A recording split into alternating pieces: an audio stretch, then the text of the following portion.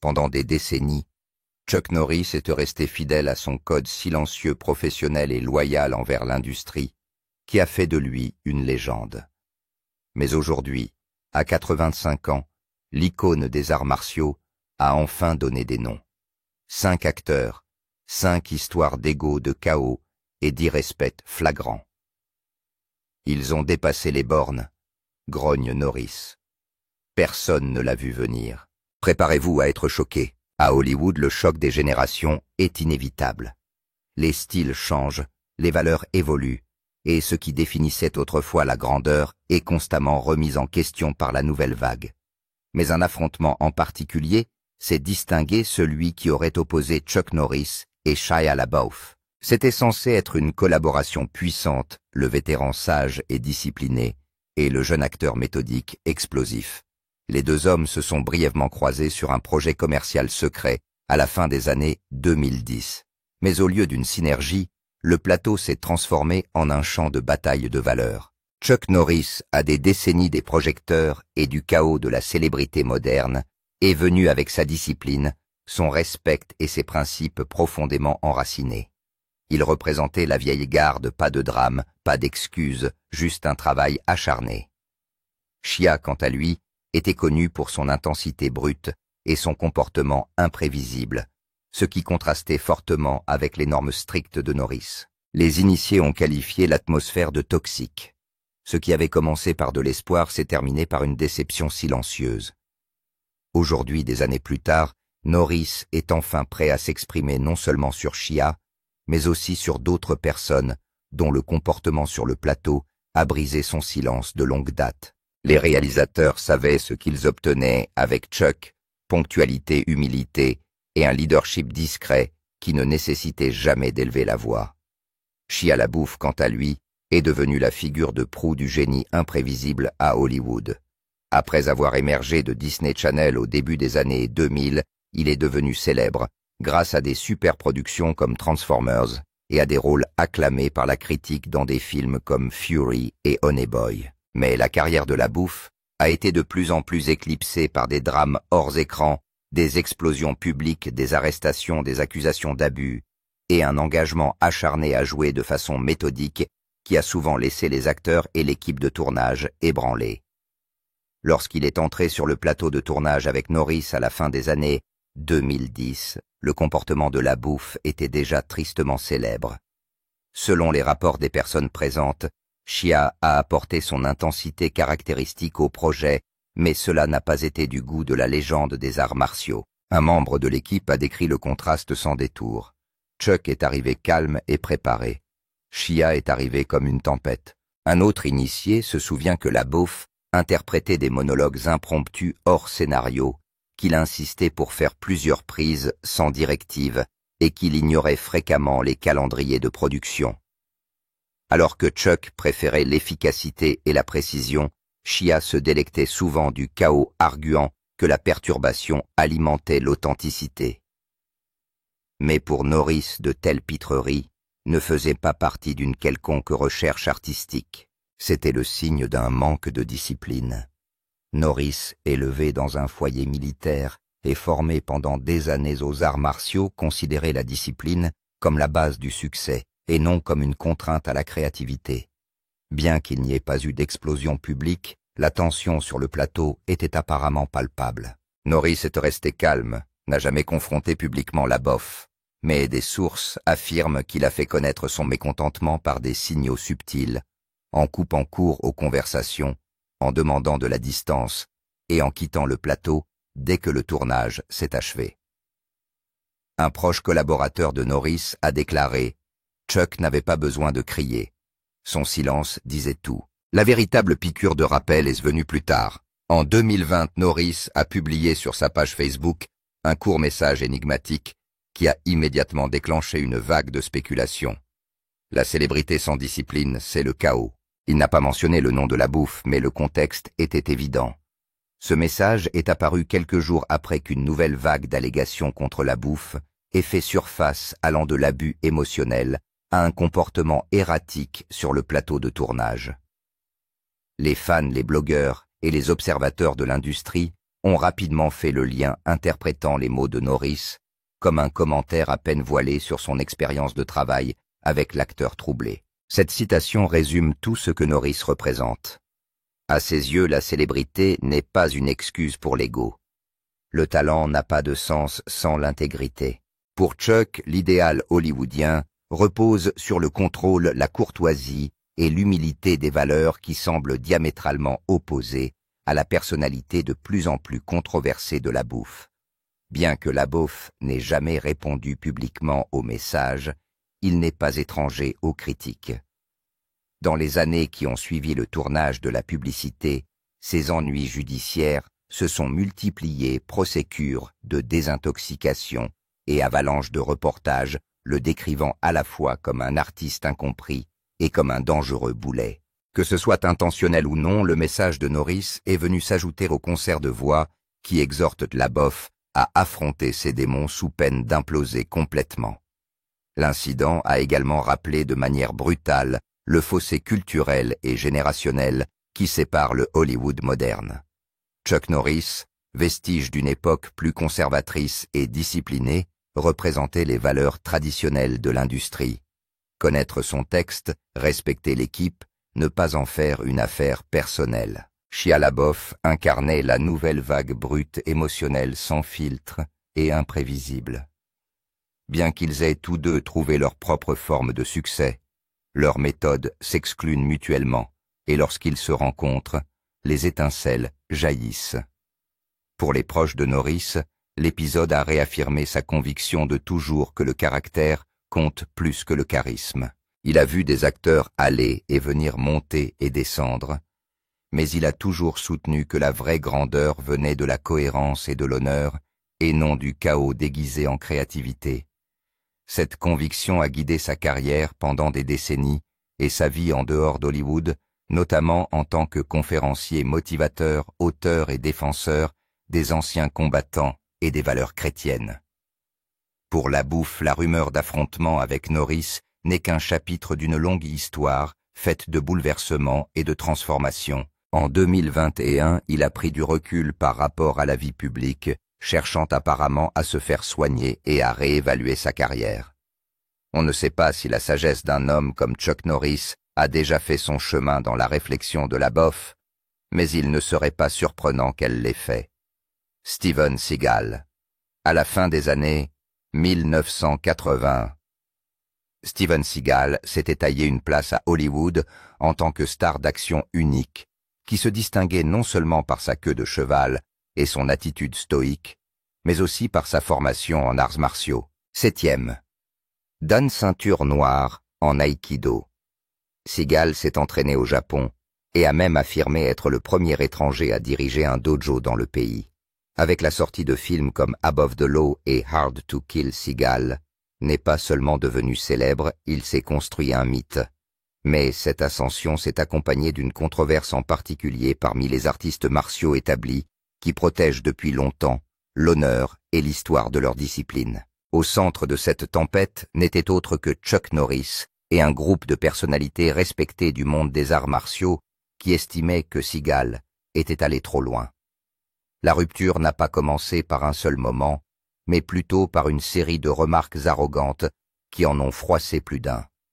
Seagal a souvent critiqué d'autres pratiquants d'arts martiaux pour ce qu'il considérait comme des techniques tape à l'œil et inefficaces, ainsi que pour leur manque d'application au combat dans le monde réel. Mais ce sont ces déclarations sur des légendes américaines telles que Bruce Lee et Chuck Norris qui ont véritablement déclenché la fureur.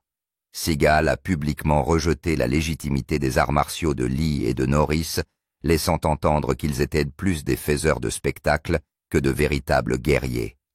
Pour Seagal, les arts martiaux basés sur des chorégraphies hollywoodiennes ou des combats au point de type tournoi n'ont pas le caractère mortel et le réalisme des systèmes de combat japonais traditionnels. C'était peut-être l'opinion de Seagal, mais l'exprimer aussi effrontément, en particulier à propos de Bruce Lee, était un sacrilège dans la communauté des arts martiaux.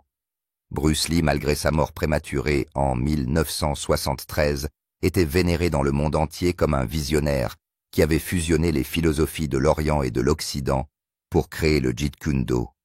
Le qualifier d'inauthentique n'était pas seulement controversé. Elle a profondément offensé ceux qui l'avaient connu, s'étaient entraînés avec lui ou avaient été inspirés par lui.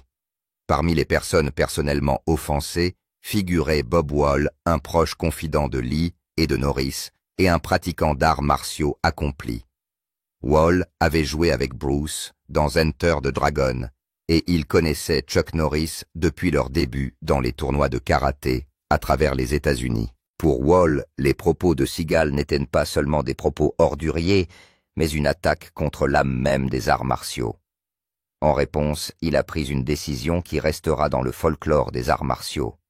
Il a commencé à contacter un groupe restreint de combattants d'élite des hommes, dont la réputation dans le monde des arts martiaux reposait sur des décennies de dévouement de compétition et d'enseignement. Parmi eux se trouvait Benny the Jet Urquidez, une icône du kickboxing connue pour son record d'invincibilité sur plusieurs continents. Bill Superfoot Wallace, ancien champion du monde de kickboxing, poids moyen de la PKA, réputé pour ses coups de pied gauche rapides comme l'éclair. Howard Jackson, Richard Norton et d'autres vétérans très respectés. Ensemble, ils se sont fait connaître sous le nom de Dirty Dozen, une confrérie symbolique qui ne s'est pas seulement opposée à Seagal, mais qui a défendu l'honneur et l'intégrité des arts martiaux. Le défi était clair. Si Seagal croyait vraiment ce qu'il disait, s'il pensait que les légendes des arts martiaux américains étaient inférieures, il devait le prouver. Un vrai combat. Pas de décor de cinéma, pas d'angle de caméra. Il s'agit simplement d'un combat d'homme à homme, compétence contre compétence. Alors que certains considèrent le défi comme une escalade agressive, d'autres y voient une défense justifiée de la tradition. Pour beaucoup dans le monde des arts martiaux, l'honneur et le respect ne sont pas des valeurs abstraites. Ils étaient tout. Le refus de Seagal de se battre ne lui a pas valu l'admiration. Il lui a valu le mépris. Seagal n'a jamais répondu publiquement au défi en détail, mais il a refusé. Qu'il s'agisse de préoccupations juridiques, de contrôle de l'image ou d'une véritable peur, son silence a été assourdissant. Pour ses détracteurs, il a confirmé ce qu'il croyait déjà, à savoir que Seagal était un maître de l'ego et non de l'honneur. Bien qu'il ait continué à tourner des films à succès jusqu'au début des années 90, sa crédibilité dans le monde des arts martiaux a été à jamais entamée. Chuck Norris, pour sa part, n'a jamais combattu personnellement Seagal et n'a jamais tenu le même discours enflammé que Bob Wall. Fidèle à sa personnalité calme et mesurée, Chuck a choisi de se tenir dignement aux côtés de ceux qui avaient réagi. Il n'a pas besoin de donner un coup de poing ou de faire une scène. Son silence était un message en soi. Norris a passé des décennies à construire non seulement une carrière, mais aussi une communauté. Il a fait connaître les arts martiaux aux Américains, entraîné des milliers de personnes et inspiré des millions d'autres. Pour lui, les commentaires de Seagal n'étaient pas seulement irrespectueux, ils étaient fondamentalement erronés. L'alignement discret de Chuck sur Wall Wallace et les autres n'a fait que creuser le fossé symbolique. Au cours des années 1990, la carrière de Seagal a commencé à décliner, tandis que d'autres stars de l'action comme Norris, Jean-Claude Van Damme et plus tard Jackie Chan ont conservé leurs fans grâce à leur humilité, à leur sens du spectacle ou à leur véritable compétence martiale. Seagal, en revanche, s'isole de plus en plus tant à Hollywood que dans la sphère des arts martiaux. Des rumeurs d'arrogance, de mauvais traitements infligés aux cascadeurs et de conflits en coulisses l'ont suivi partout où il est allé. Jean-Claude Van Damme. Avant de devenir une icône mondiale connue pour ses coups de pied défiant la gravité et son regard d'acier, Jean-Claude Van Damme n'était qu'un espoir européen parmi d'autres qui tentaient de percer à Hollywood. Né et élevé en Belgique, Van Damme a passé ses 20 ans à travailler comme instructeur d'arts martiaux, à diriger une salle de sport à Bruxelles et à s'essayer au bodybuilding et au mannequinat. Mais au début des années 1980, l'appel des sirènes d'Hollywood est devenu trop fort pour être ignoré. Il fait ses valises et s'installe à Los Angeles armé d'un peu plus que de l'ambition d'un physique bien trempé et d'une ceinture noire de karaté. Comme beaucoup de nouveaux venus à Tinseltown, les débuts de Van Damme sont loin d'être glamour. Il enchaîne les petits boulots pour joindre les deux bouts, conduisant des taxis livrant des pizzas, travaillant comme poseur de tapis et même comme serveur dans des restaurants. Mais l'un des emplois les plus surprenants et les plus méconnus de cette période était celui de videur au Woody's Wharf, un bar de Newport Beach, dont le copropriétaire n'était autre que Chuck Norris, la déjà célèbre star des arts martiaux de Walker Texas Ranger et de l'Octogone. Selon une interview accordée en 2019 à The Hollywood Reporter, Van Damme se souvient très bien de son passage dans ce bar. Les clients américains, note-t-il, sont souvent gros agressifs et pas toujours réceptifs au calme européen qui se tient à la porte. Ils étaient grands, dit-il en riant. Je dis bien grands, mais je n'ai jamais eu à me battre. J'ai juste souri et parlé. Mon accent m'a aidé. Les gens me trouvaient charmant. Ce charisme, plus que n'importe quel coup de pied volant, l'a aidé à garder le contrôle de la situation. Il attribue plus de mérite à ses qualités humaines qu'à ses prouesses physiques, laissant entendre que même à l'époque son charme faisait partie de l'ensemble qui allait plus tard lancer sa carrière d'acteur. À l'époque, Chuck Norris et Van Damme s'entendent bien. Norris, qui était passé du statut de champion de karaté à celui de star hollywoodienne, avec une série de succès au box-office, avait apparemment décelé un certain potentiel chez le jeune Belge enthousiaste. Van Damme admire Norris non seulement en tant qu'artiste martial, mais aussi en tant que modèle de carrière. Les deux hommes se sont entraînés ensemble à l'occasion, et Van Damme aurait observé Norris de près, recueillant des conseils et des informations sur l'industrie cinématographique américaine. Il a même été question d'une éventuelle collaboration, une superproduction d'arts martiaux, qui combinerait la présence à l'écran de Norris, pleine de cran et de bon sens, avec les coups de pied et la grâce physique de Van Damme semblables à ceux d'un ballet. Mais l'amitié n'était pas faite pour durer. Au début des années 1990, des divergences créatives et des conflits d'ego ont commencé à briser le peu de fondement qu'il y avait entre eux. Van Damme, alors star montante, grâce à des films comme Bloodsport 1988, Kickboxer 1989 et Universal Soldier 1992, s'est forgé une réputation dans l'industrie en étant difficile, en exigeant des réécritures, en arrivant en retard et en s'opposant prétendument aux réalisateurs. Les initiés d'Hollywood chuchotaient que Van Damme était de plus en plus imbu de sa personne, ce qui ne plaisait pas aux vétérans comme Chuck Norris, qui se targuaient de leur discipline, de leur ponctualité et de leur professionnalisme. Au début des années 90, des rumeurs ont circulé sur le fait que les deux hommes étaient attachés à un projet commun, un thriller d'arts martiaux, qui les opposerait l'un à l'autre peut-être dans l'esprit de La Voix du Dragon 1972, où Bruce Lee affrontait Chuck Norris dans le Coliseum. Mais le film n'a jamais vu le jour. Certains ont dit que c'était à cause du comportement de plus en plus erratique de Van Damme. D'autres reprochent à Norris sa réticence à partager la vedette. Quelle qu'en soit la raison, les deux hommes n'ont jamais tourné de film ensemble et leur amitié autrefois prometteuse s'est tranquillement désintégrée. Les choses se sont envenimées lors d'une exposition d'arts martiaux au Texas en 2001, où Norris aurait été interrogé sur Van Damme au cours d'une table ronde. Sa réponse a stupéfié les fans. Il a décrit Van Damme comme indiscipliné, une attaque directe à la réputation de la jeune star pour le chaos sur le plateau et l'indulgence personnelle. Il s'agissait d'un rare moment de critique publique de la part de Norris, un homme qui évite généralement la controverse et parle rarement de manière négative de ses collègues artistes martiaux.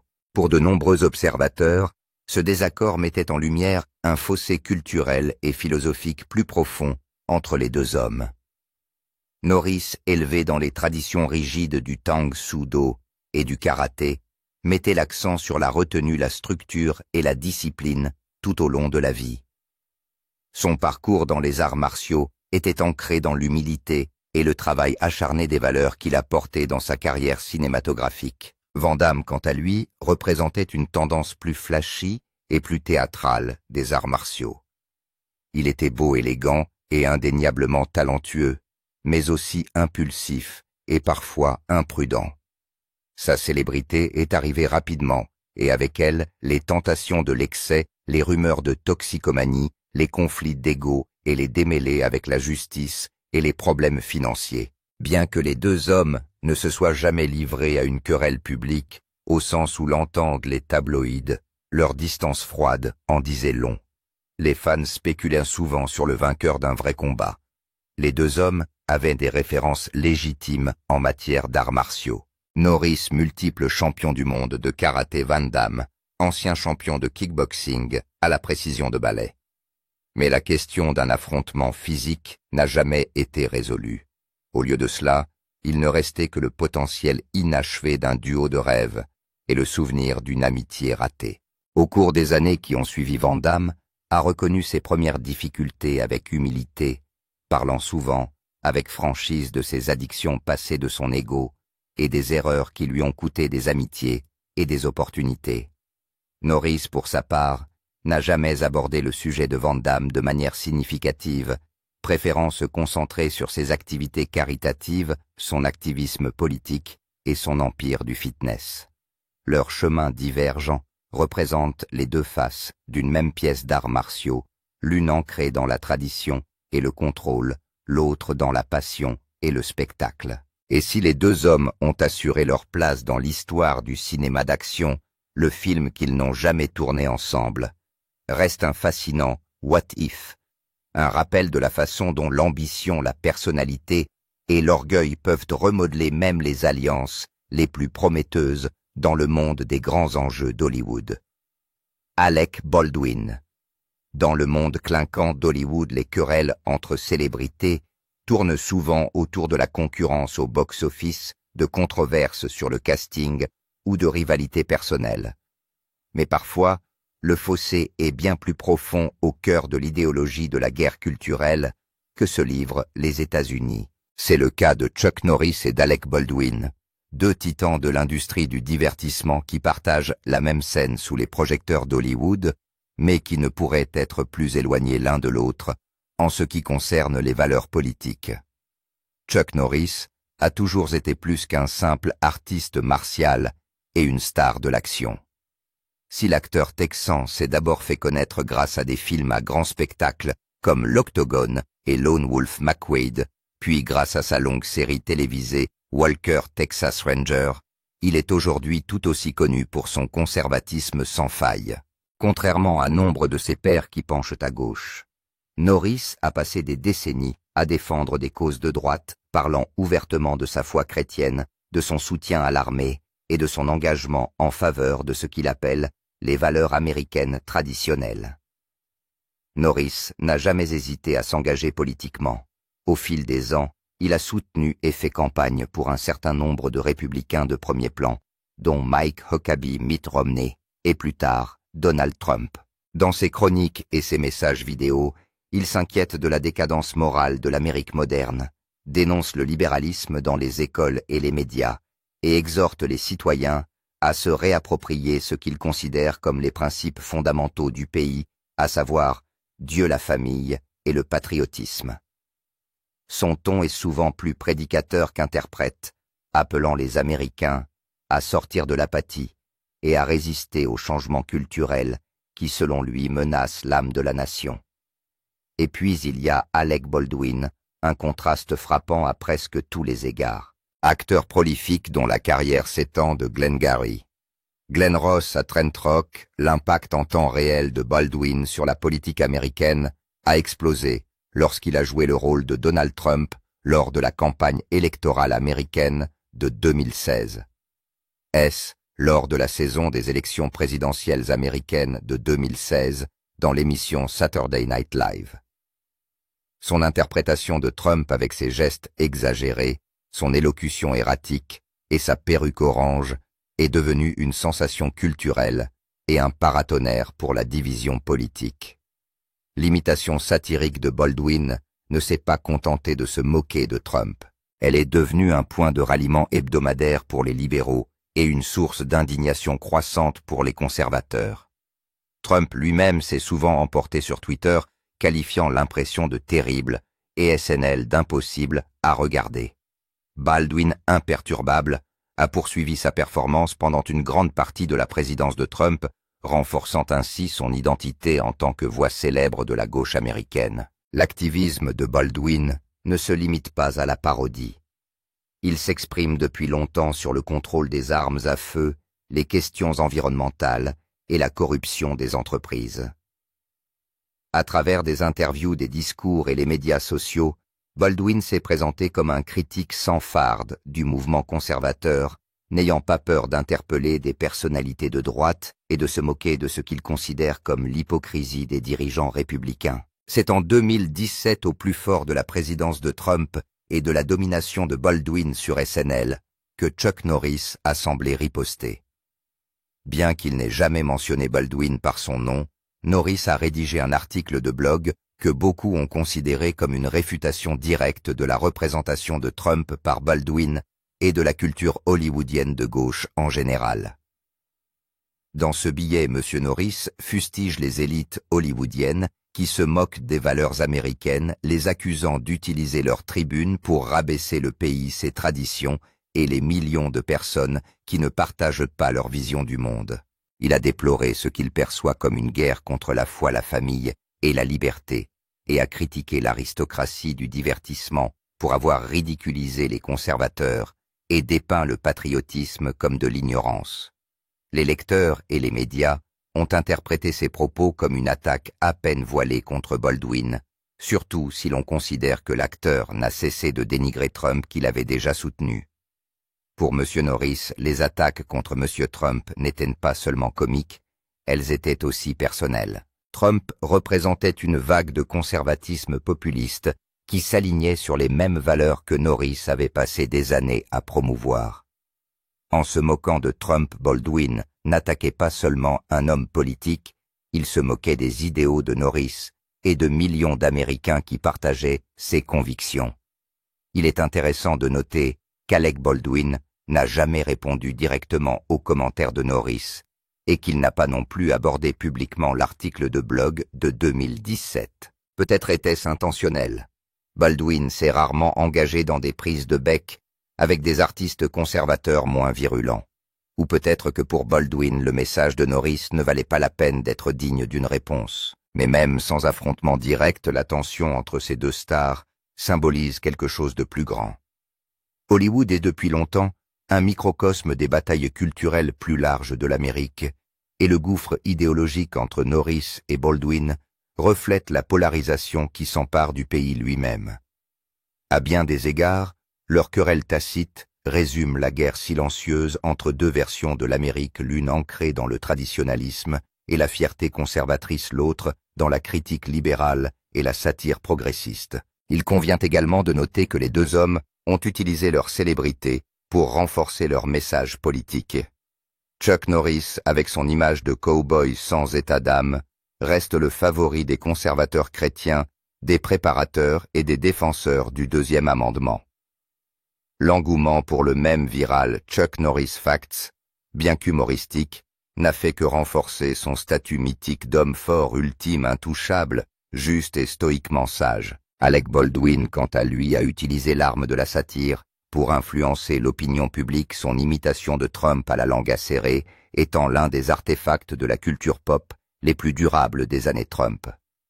Son personnage acerbe, intellectuel et effronté trouve un écho auprès de l'élite libérale, mais il est aussi devenu un paratonnerre pour les critiques. Bien que Norris et Baldwin ne s'affrontent jamais dans un débat ou sur un plateau de tournage, il est impossible d'ignorer leurs divergences idéologiques. Leur vision opposée du monde souligne à quel point l'identité politique imprègne désormais l'industrie du divertissement. Alors que les acteurs évitaient autrefois les étiquettes politiques pour conserver un large attrait, les stars d'aujourd'hui embrassent souvent leur appartenance, sachant qu'en agissant ainsi, elles risquent d'aliéner la moitié du pays, mais de galvaniser l'autre moitié. Le désaccord entre Norris et Baldwin n'est pas unique. Cela s'inscrit dans une tendance où le statut de célébrité et la voix politique sont de plus en plus étroitement liés. À l'heure où les médias sociaux amplifient chaque tweet, message et article de blog, des acteurs comme Norris et Baldwin deviennent non seulement des artistes, mais aussi des influenceurs au sens le plus littéral du terme, façonnant l'opinion publique et suscitant des émotions bien au-delà de l'enceinte d'un cinéma. Dans le monde des légendes des arts martiaux, peu de noms suscitent autant de vénération que Chuck Norris, et peu suscitent autant de controverses que Steven Seagal. Bien qu'ils se soient tous deux taillés une carrière emblématique dans les films d'action, leur chemin et leur philosophie sont restés opposés pendant des décennies. Ce qui n'était au départ qu'une opposition de style s'est lentement transformé en l'une des plus anciennes rivalités tacites de l'histoire des arts martiaux. Au cœur de cette rivalité se trouve un profond désaccord sur l'authenticité, la discipline et la signification de la maîtrise. Chuck Norris n'est pas seulement une star de l'action, c'est aussi un véritable pionnier des arts martiaux. Ceinture noire dans plusieurs disciplines dont le Tang Soo Do et le Jiu-Jitsu brésilien. Chuck Norris a gagné ses galons à l'ancienne par la compétition, le respect et des décennies d'entraînement acharné. Dans les années 1960 et 1970, il a participé à d'innombrables tournois de karaté et les a remportés gagnant des titres et une reconnaissance bien avant de passer devant une caméra. Il a ouvert des écoles d'arts martiaux, a formé des étudiants de l'US et a même fondé la United Fighting Arts Federation.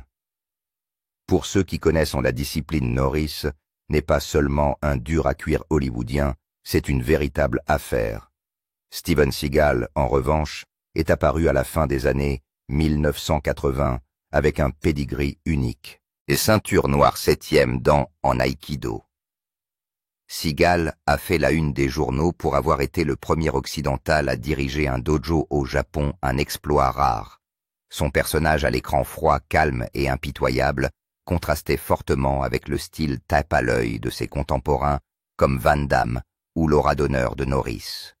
Des films comme Above the Law et Hard to Kill l'ont positionné comme un nouveau type de héros d'action silencieux, mais mortel, ancré dans un art martial oriental mystérieux que de nombreux Américains n'avaient jamais vu auparavant.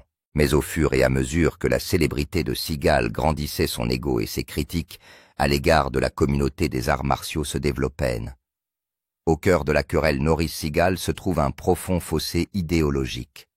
Seagal a maintes fois qualifié les artistes d'arts martiaux américains d'inauthentiques, critiquant leur méthode d'entraînement, leur technique tape à l'œil et leur chorégraphie hollywoodienne. Lors d'interviews, il s'en est même pris à Bruce Lee, affirmant que les arts martiaux de ce dernier tenaient plus du spectacle que de la substance. Pour des artistes martiaux comme Chuck Norris, qui avaient été des amis personnels de Lee et avaient partagé le sang, la sueur et les bleus de la vraie compétition, ces remarques étaient plus qu'un manque de respect. Il s'agissait de mots de combat. Norris n'a jamais réagi avec rage. Ce n'est pas son genre. Mais il a clairement exprimé sa position dans des interviews et par l'intermédiaire de son cercle d'amis. Il a publiquement mis en doute la légitimité de Seagal, le qualifiant de wannabe, aspirant, qui ne s'est jamais testé dans de vrais tournois. Pour Norris, l'expérience sur le ring ou sur le tapis était la seule véritable mesure de la capacité martiale. L'aïkido, bien que magnifique et spirituel, n'est pas une discipline de plein contact comme le sont le karaté ou le kickboxing, et Seagal n'avait jamais participé à un circuit de combat reconnu. Pour Norris, la maîtrise de Seagal était théorique, non prouvée sous pression. En coulisses, la tension a failli dégénérer en affrontement physique. Selon de nombreux témoignages datant du début des années 90, l'équipe de Norris a lancé un défi sérieux à Seagal après ses remarques sur les pratiquants d'arts martiaux américains. Ce n'était pas un coup d'éclat. Il s'agissait d'une offre sincère de régler les choses en privé, dans un environnement contrôlé d'homme à homme. Seagal, comme on pouvait s'y attendre, a refusé. Il n'a jamais reconnu publiquement le défi, pas plus qu'il n'a fait la moindre démarche pour rencontrer Norris ou quelqu'un de son entourage face à face. Ce refus n'a fait qu'aggraver les dissensions. Pour la communauté des arts martiaux de la vieille école, refuser un défi respectueux après avoir manqué de respect était de la lâcheté purement et simplement. La querelle n'avait pas besoin d'être alimentée par l'un ou l'autre des deux hommes. Les fans étaient plus qu'heureux d'attiser le feu eux-mêmes. L'explosion de la culture Internet dans les années 2000 s'est accompagné d'un tsunami de mèmes et de blagues. Norris, qui faisait déjà l'objet du légendaire phénomène Chuck Norris Facts, a été réimaginé comme un être divin capable de fendre les atomes d'un coup de pied circulaire. Et lorsque le comportement de Seagal est devenu de plus en plus erratique, se vantant de missions de la CIA, accusé de maltraiter les cascadeurs et de prendre du volume, tout en continuant à jouer des héros imparables à l'écran, l'Internet s'est emparé du sujet. L'une des phrases les plus virales à avoir vu le jour est la suivante: lorsque Steven Seagal s'énerve, il se transforme en punching ball de Chuck Norris. C'était une distillation parfaite de la façon dont les fans voyaient dès la rivalité. Norris, le guerrier stoïque, et le doyen des arts martiaux contre Seagal, l'outsider arrogant, qui parle beaucoup, mais ne le fait jamais. Le fait que Norris ait conservé le respect du monde des arts martiaux à mesure qu'il vieillissait, alors que Seagal s'isolait de plus en plus, a ajouté à la dynamique. Norris a continué à soutenir des tournois, à encadrer de jeunes combattants et à participer à des actions caritatives. Seagal, quant à lui, s'est installé en Russie, a obtenu une nationalité étrangère, s'est aligné sur des dirigeants controversés et a fait l'objet d'une série d'allégations juridiques allant de l'inconduite sexuelle à l'agression. Le contraste entre les deux hommes, autrefois vaguement considérés comme des pairs, est devenu douloureusement frappant. Pourtant, Chuck Norris n'a jamais fait de cette querelle une affaire personnelle. Il n'a jamais insulté Seagal dans des interviews ni lancé d'attaques dans les médias. Ses rares critiques étaient mesurées toujours liées aux principes des arts martiaux, jamais à l'ego. Pour Norris, il s'agissait toujours d'authenticité, de respect et d'héritage. À ses yeux, Seagal n'a pas seulement insulté des combattants individuels, il a insulté la philosophie même des arts martiaux, les vertus d'humilité, de discipline et d'honneur que Norris avait passé sa vie à incarner, ne se retrouvaient nulle part dans le comportement public de Seagal. C'est ce qui fait le plus mal. Même lorsque Seagal tente de redorer son blason en parlant de paix, de zen et des enseignements spirituels de l'aïkido, ses paroles sont souvent éclipsées par son passé de vantardise et d'exagération. Pour des artistes martiaux comme Norris, la spiritualité sans responsabilité sonnait creux. Aujourd'hui, la querelle entre Chuck Norris et Steven Seagal reste l'une des plus légendaires dans l'histoire des arts martiaux, non pas en raison de confrontations dramatiques ou d'insultes virales, mais à cause de ce qu'elle symbolise, un affrontement entre deux philosophies martiales. Norris représente la discipline, l'humilité et le respect gagnés au combat. Seagal représente la mystique, la bravade et la maîtrise autoproclamée, sans jamais avoir participé à un vrai combat. Et bien que Seagal puisse encore avoir la cote auprès de ses fidèles fans aux yeux de la plupart des artistes martiaux chevronnés, et certainement parmi les pairs de Chuck Norris, il n'y a guère de doute quant à celui qui mérite vraiment le titre de maître. Dans un monde où les mots ne valent rien, et où l'action réelle compte, Chuck Norris n'a jamais eu besoin de vaincre Steven Seagal sur le ring. Il l'a déjà fait. Que pensez-vous des 5 acteurs que Chuck Norris déteste le plus? Laissez-nous vos commentaires dans la section ci-dessous. Nous espérons que cette vidéo vous a été utile. N'oubliez pas de laisser un like, de partager et de vous abonner à la chaîne si vous l'aimez. Merci d'avoir regardé cette vidéo et à bientôt dans les prochaines vidéos. Au revoir.